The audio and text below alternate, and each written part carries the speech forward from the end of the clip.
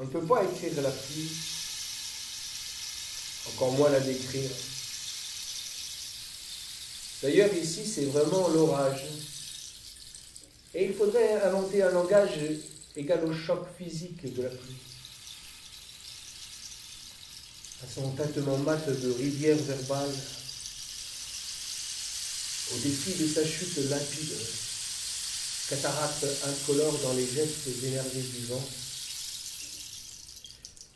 Il faudrait déplier jusqu'au vertige la genèse incarnée de ces phonèmes. Oh, âge. Comme si la vie seule maintenue dans cette eau temporelle et la longévité de sa surprise donnaient justement un équivalent de prise silencieuse dans le corps muet de celui qui regarde. Éberlué presque par ce geste enfantin des gouttes qui s'éparpillent, tintinabule cristalline sur tôle ou rebond sonore de pierrailles. Jet d'eau clairsemée en essaim de fraîcheur, ondées capricieuses chargées de rumeurs, nuages charriés de branche en branche, qui détrempent très vite l'humeur de l'atmosphère. Et cela, c'est un bondissement de course nocturne. Tout le ciel s'ouvre. Les feuilles violets, mauves, dans le point forcené de noirceur, et l'irradiante opale des éclairs en tête de la fureur. D'ailleurs, tout craque et se venge. Passage des corps célestes à qui semble ordonner de laver quelques fautes premières. La pluie produit ce vertige chaviré de nuit indolore dans la détresse muette du corps. Seul le monde lapidé au dehors informe de l'intensité du caractère.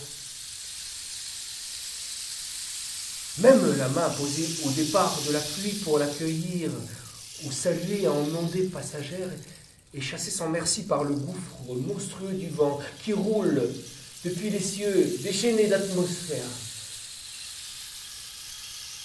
Abrités dans l'esquive de nos villages, à flanc de montagne dans la tourmente, nous sommes les proies silencieuses de la pluie.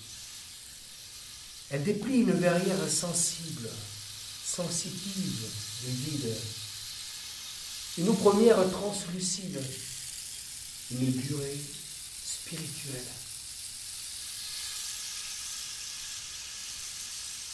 Un rideau froid de pluie qui tombe nous rappelle d'instinct et de foudre les limites de notre propre corps.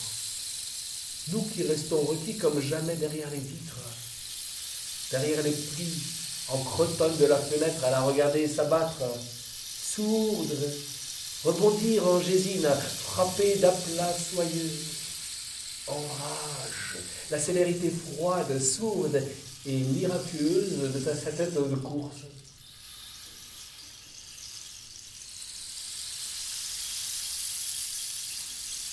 Vague transparente où la colère dévale un brut d'or. Comme elle affaisse et relève les minces particules d'éléments, on dirait des girouettes de rivière, un océan dans l'eau furieuse qui navigue. Elle gire, appareil des eaux du temps, broie l'avarice du ciel, franchit le crête torrentiel, libère ce barrage providentiel.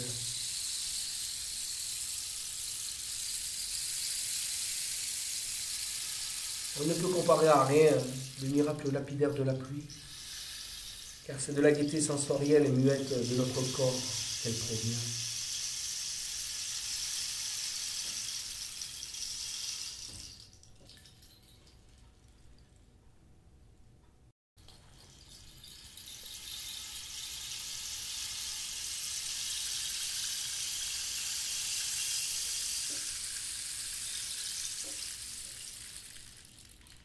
On ne peut pas écrire la pluie, encore moins la décrire. D'ailleurs, ici, c'est vraiment l'orage. Et il faudrait inventer un langage égal au choc physique de la pluie. à son tintement mat de rivière verbale, au défi de sa chute limpide, cataracte incolore dans les gestes énervés du vent.